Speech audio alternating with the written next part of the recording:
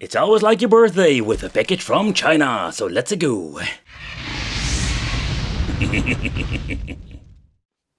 Hey, welcome back to the channel. It's awesome that you're tuning in. I'm very late to this party, the Retroid Pocket 2 Plus Edition. I must say that I completely skipped this one in the beginning because they were very difficult to get. You know, that's the main problem that we have like a lot of times now, that we can see a handheld but we cannot order it because they cannot deliver. But it doesn't matter, nowadays we can order the Retroid Pocket 2 Plus, and this is maybe one of those handhelds that I missed out, and it's a little bit of a bummer because it's absolutely a great piece of tech. It's very similar to the previous one we've reviewed over here on the Wicked channels, but there are some differences, especially when it comes to the touchscreen, and all have awesome features they added to this, and the price point of this thing is absolutely great.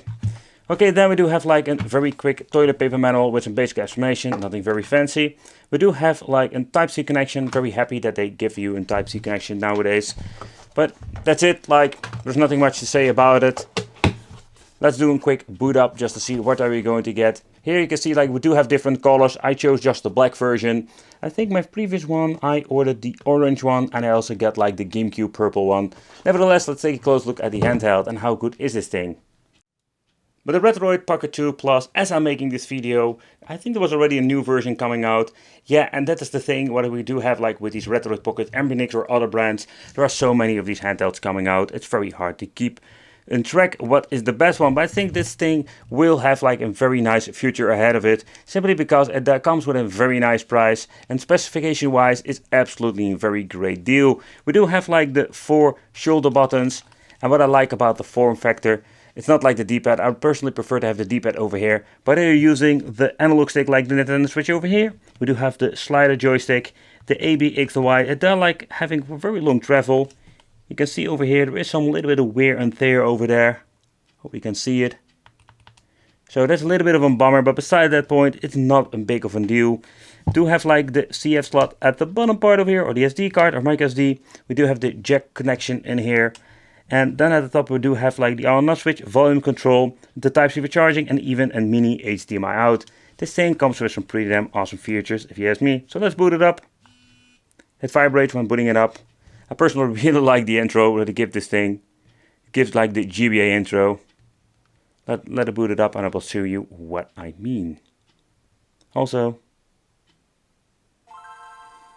that's just naughty, but also a piece of nostalgia. But what I personally really like a Retroid Pocket 2 Plus, it comes with awesome neat features. To begin with, a touchscreen. It is absolutely a must-have, especially because this thing is just an Android machine inside a handheld. Alright, so another thing that I just wanted to check out is just to show you what it just means like setting it up. So we do like going to skip it, but basically what you can do is connect to the internet. Here you can see skip it over here, next. You do like enable the Google Play service, the stuff that we had so much trouble with in the past. So let's check it out, like what kind of pre-install apps. We have prepared many applications for you, so you can even like pre-install a lot of great stuff so you can set it up and start playing. For example, we do have the big front end, so if you just want to have a nice front end, that's even possible. I'm just going to basically activate them all. But here you can see like we do have already a lot of things that we can check out. The boxes, Moonlight for streaming, and this is like the minor things that I personally really love. For the people who have no, let's say, knowledge about setting this thing up, it's going to be a little bit more easier to do so, and that's what I really like about it. Ether SX2, the PlayStation 2 emulator, they even like implemented that too. Open bore, there is so much stuff that you can play with it. RetroArch, you name it, you can play a lot of great things. And also in this video we're going to do some testing. So after selecting your applications, it's going to be setting everything up, and I think it cannot be easier than this. Normally you need to mess around with the Play Store or adding like side-loading games. Most of the time it's going to be a freaking nightmare, but this is absolutely great that they're doing something like this. And it makes like Retroid Pocket in general ahead of all the competition with these minor adjustments and better, let's say, ways of improving the software. So after all of the applications have been installed, you even have the option to select your launcher. I personally really prefer this one, simply because when you're having the RP2 launcher, it just looks very nice and very neat. So that's what we're going to choose and press next. The config is complete now, so let's start it up. And I will show you how it looks when you're booting it up. Of course, you need to add a lot of stuff yourself, but a lot of, let's say, software parts have been adjusted for you. But okay. Here we can implement the app and mess around with it if you want to add your games in your emulators and configure everything. And it looks so much smoother and everything looks so much better this way. And I must say, compared with the first model I've tested out, this is such a big improvement. So after messing around with it for some time, think about a couple of hours depending how much knowledge you're having and how much time you need to set up, and of course what you want to set up. I really like it that you do get a lot of applications ready to go from the start. But guys like Retro Game Corps, absolutely amazing, having like great tutorials how to set everything up if you have no idea a clue how to do this. So it gives you like this thick front end, it gives you like a very cool, let's say cool experience, and you don't need to go in and out the emulators every single time. Of course, if you don't mind it, you can just use the interface. I personally think that the touchscreen is absolutely great addition to this device, and it's great that he added this with this new version. Alright, so let's start with some game testing. To begin, let's try some Minecraft and just to see how that actually works. I must say, like when recording now, I'm using the handheld for some time. I regret getting just the black version. You can see all of the fingerprints. It's absolutely a freaking nightmare. Yeah, look at the back. Oh my, this is really bad, you know. That is really bad. But let's take a close look at Minecraft. So what I like about the Android functionality of this device is that you can just actually use a lot of games. You can see everything has been preset, so I don't need to do anything. I really like it. Yeah, and don't take consideration, you do need to mess around with the settings if you have some hiccups here and there. But again, it's like a lot of like fun to play some Minecraft on the go. It works like a charm, absolutely. Personally, not the biggest fan of the slider joystick and the Switch version, but it's okay for now.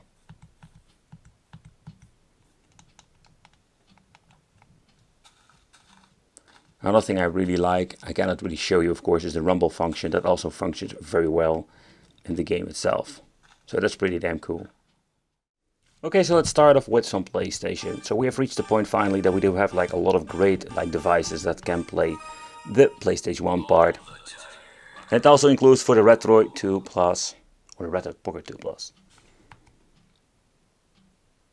And some games can even be booted up with a higher resolution, depending of course what kind of game you're playing.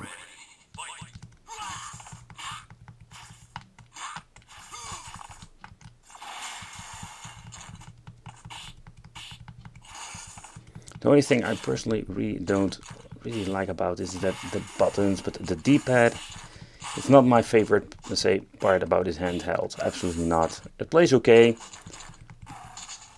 Especially you can just hear the clicking noise of the A, B, and X, Y buttons. They are very sturdy, especially the freaking buttons over here. So in the next part I wanted to try one of my favorite emulators, that is Redream. I'm going to put it in 1280 by 960 resolution and 4:3 aspect ratio, and just let's try some couple of games and just see how they will run on this. Another thing I personally really like about the Retroid Pocket 2 Plus is that we do get an amazing sound quality of the front facing speakers.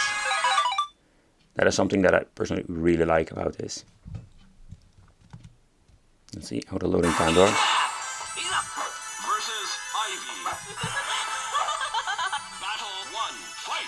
That's absolutely just an amazing game to play. It learns very well, as you can see here, on 60 FPS. And in combination with the audio, it's absolutely great. The only weird thing I do have with this is that you can see like it's automatically blocking. I do have this weird issue with the Retroid Pocket 2 and some other devices. I'm just going to be honest, I have no idea what's going on here. I only have this combination with Redream and a couple of games.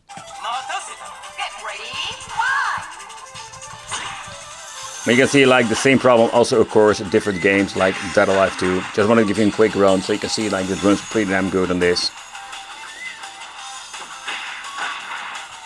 But I was having shit like this, you know, when setting up stuff. Just going to be honest with you guys. I really hate doing it sometimes. But the game runs pretty damn good. But you can see over here like it does struggle. And I just need to point out that the Redream you're seeing over here is weirdly enough like the one you get from the Play Store. So maybe it's just a compatibility issue. Alright, so let's try some Sega Saturn. And I must say that I personally really hate this freaking game. I'm just being honest with this. Sega Saturn is just more demanding. It's kind of weird that the Sega Dreamcast had so many issues.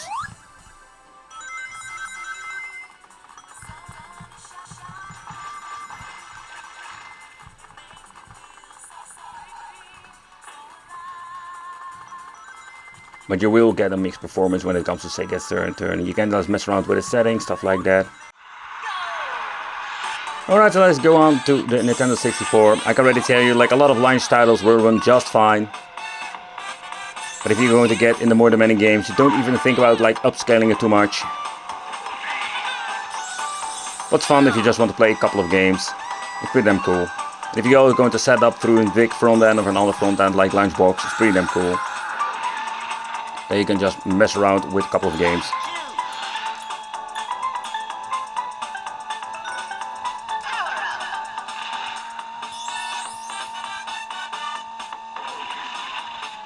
What I do like is that the analog stick is very responsive, especially if you want to play games like this. It's absolutely just great, very good experience. Alright, so next up I wanted to try some Wipeout, and yeah, PlayStation Portable is just a system that is quite demanding. Think about it, God of War will not run on this very well. You always need to do some tweaking. You can see Wipeout seems to be running just fine. I did have some glitch in the beginning. Would not be surprised if a lot of stuff happening and we'll get an FPS drop. And the other thing is, like, we do have the resolution of the display and the emulator. Of course, the original resolution of the PlayStation Portable, we do get like 2 black bars.